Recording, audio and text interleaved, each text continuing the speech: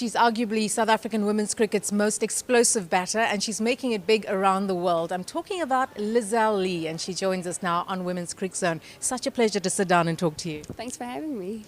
Not many people know this, but you're quite shy and soft-spoken, and here you are as this explosive batter. How do you reconcile those two personalities? Yeah, look, I love keeping to myself. Normally on tours, you won't find me outside. You'll find me in my room, in my bed. So, look, it's a fine line, but I think on a field, you're probably a different person than you are personally. That just comes naturally to me. So, where did it all start for you that you decided one day, I am going to become a cricketer?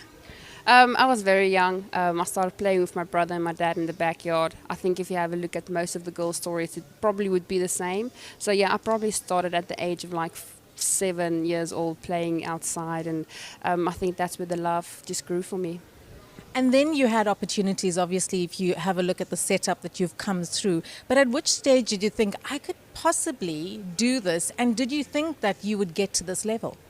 Look, to be totally honest, I actually left cricket alone for a few years. I went to university having the dream of I'm going to be a teacher one day and I'm going to play hockey for South Africa. So my dream was actually hockey.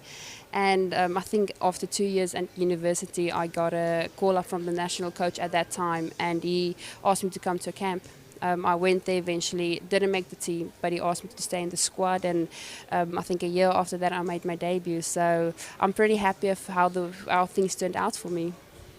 I think this is a similar story that most cricketers share. I think Nuane also spoke about that opportunity that just comes your way. You've got to be ready for those opportunities. How did you get yourself into that mold where someone actually saw the talent in you?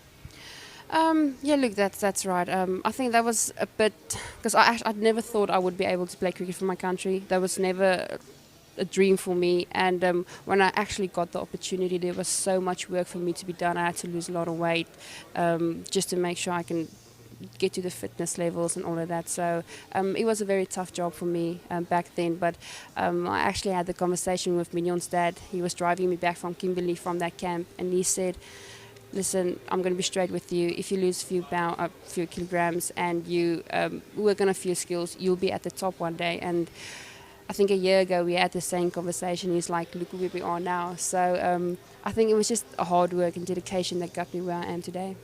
Who do you mold your batting style on? Because I can tell you what, opposition teams dread the sight of you, especially in full flow. I'm a big fan of Lance Sloosner. I love the way he batted. He was a great bowler as well. So I don't think I'm as good as he was, but look, I definitely want to be one of those batters.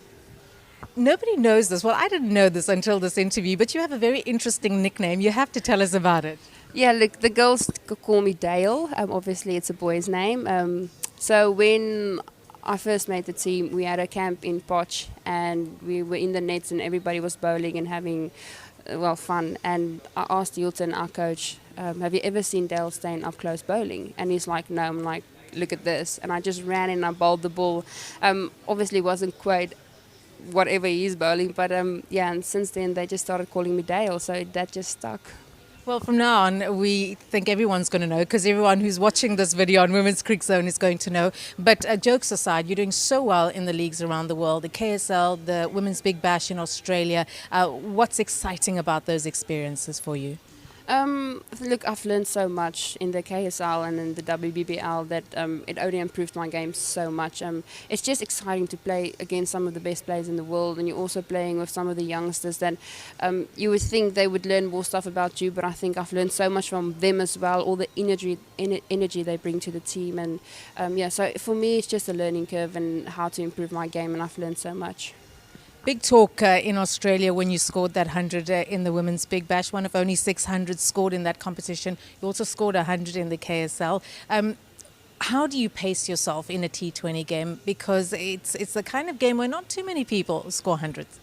Yeah, look, I think I have a philosophy, and it's quite simple. I just see ball, hit ball. I think that's something that works for me. If it's a good ball, you try and get off strike, getting the one. But if it's in your area, you have to go, you have to back yourself. So a lot of people, a lot of commentators who speak about you have to change gears quite quickly, going to first gear, maybe going to fifth, but you have to know when to pull it back a little bit and when to go again. So I think that's something that improved over the past few years with my game, of not only going from the start, but getting your eye in and then going, maybe pull it back and then go again. So I think that's something that I learned, and it's working for me at this stage.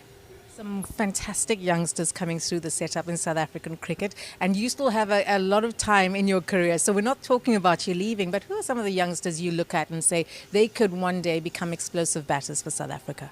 Look, honestly, I think there's a few, but the two standouts batting-wise for me at this moment would be Laura Wolfhard and also Nadine de Klerk.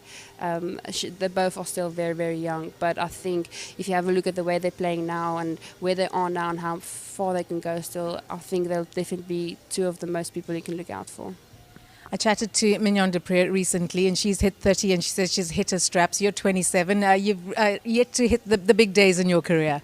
Yeah, maybe I should wait until I'm 30 as well, and maybe I can hit my straps and make sure I get more consistent. How long will you play for? Because now it's a viable career, so you can really make good money and also gain great experience around the world. Yeah, look, I definitely want to go longer than 35. I think 35 would be the shortest time that I would maybe retire. But hopefully, if my body holds up and my fitness stays at the top, I'll probably go past 35. Give some advice to young cricketers who will be watching this interview. They admire what you've achieved. What is the one bit of advice you'd give someone who wants to make a career out of cricket?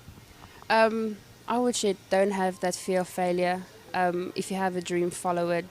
It's not always going to be easy. It's going to get tough, but if you want to do it, you can do it.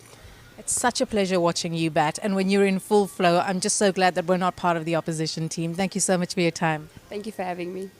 Lizelle Lee, what an honor to chat to her, and if you're inspired by this interview, go ahead and make cricket a career.